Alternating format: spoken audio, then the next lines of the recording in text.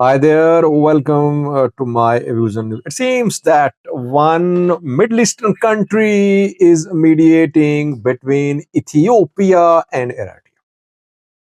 Exclusive information which we have received. Now we want to share it with you. Tensions have been rising between the two Horn of Africa neighbors, but one Middle Eastern country seems to be trying to de escalate the situation. Does this country have any influence over the two countries? Second, viewers, intense fighting is being reported in the Amhara region on several fronts. Has a new offensive been launched by Fano fighters or by the Ethiopian government forces?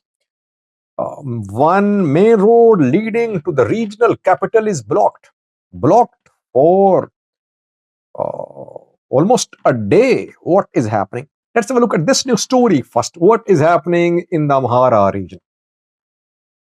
Interestingly, this week we heard a call from Masfan Araya, National Dialogue Commission head, who met with the Araga Kabede Amhara regional president, and Masfan Araya led delegation of National Dialogue Commission proposed that Amhara regional government should declare ceasefire in the Amhara region.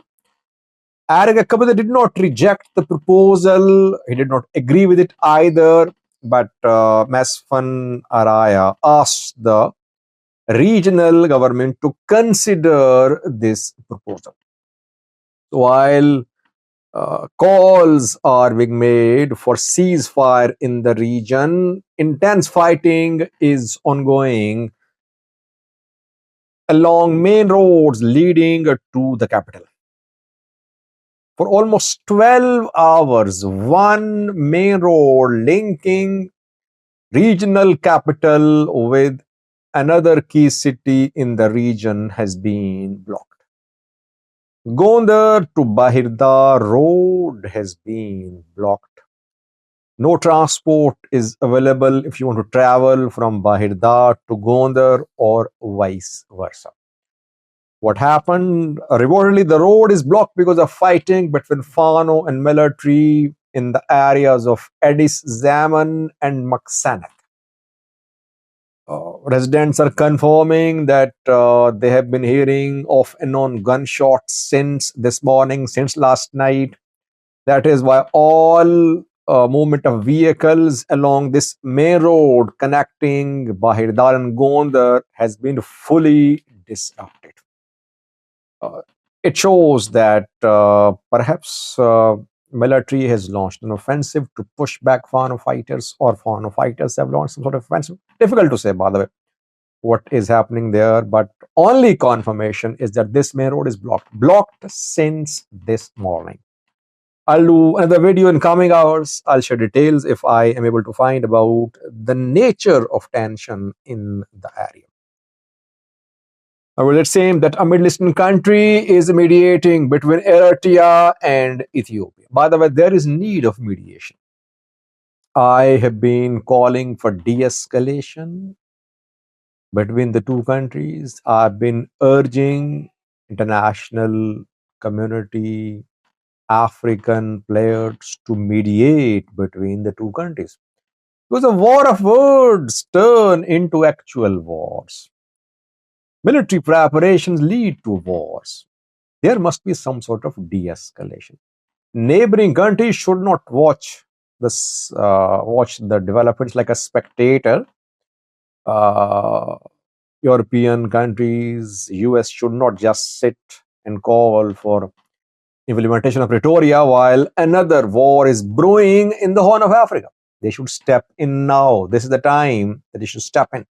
I don't know about European countries or US, but Middle Eastern countries seem to be more interested in being a player in the Horn of Africa. If you remember, a few days ago, Isaias Afwerki, Eritrean president, sent a special message through his Minister of Foreign Affairs to Saudi Arabia.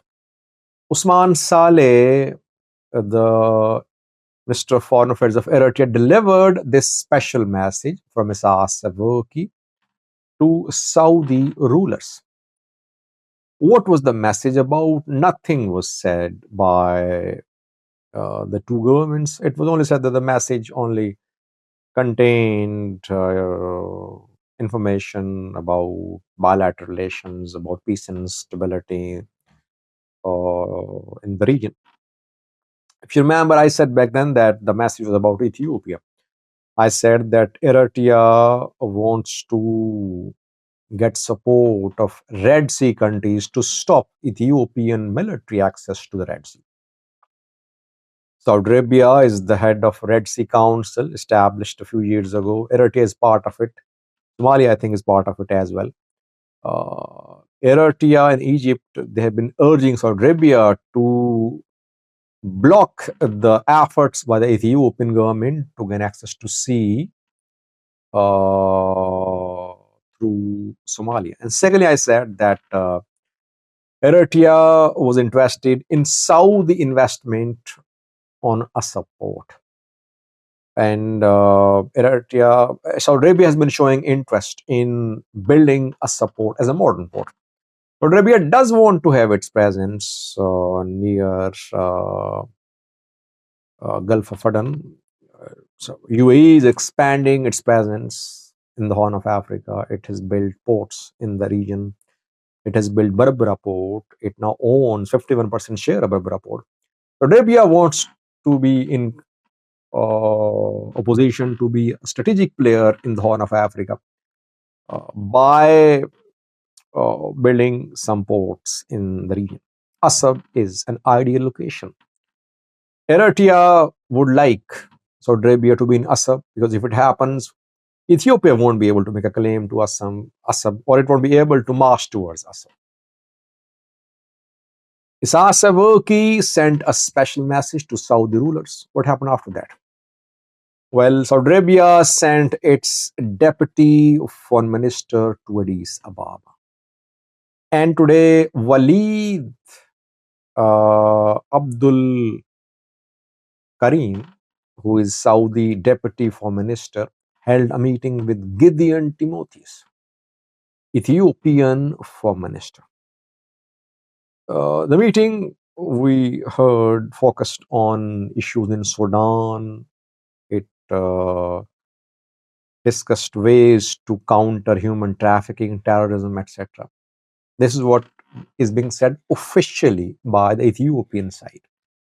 What I have learned is that this meeting is about Isaias Afwerki's message to Saudi rulers.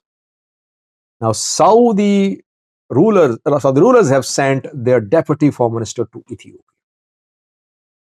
With what type of message? We don't know. Difficult to say. What we have learned is that Saudi Arabia is trying to de-escalate the situation between Eritrea and Ethiopia. Is Saudi Arabia going to tell Ethiopia very clearly that Ethiopian military access to Red Sea is unacceptable to Saudi Arabia? Is it going to tell Ethiopia that